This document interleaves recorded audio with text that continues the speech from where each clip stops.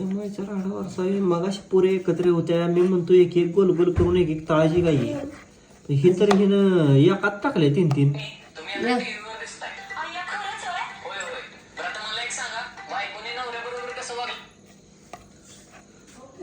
बघू तर नेमकं काय करते असं गुंडळा करून. गुंडळा करून आता ह्याचं गोळ करायचं तो. होय मग कसं मला काय करायचं. आता चपाती तर एवढी लांब लाटू शकत नव्हतं. काय करायला काय समजा नाही नेमकं गणित. आता शिवानी उलटानं नाही तर काय तर घे ग चाकू. बघतो मी आता काय करते.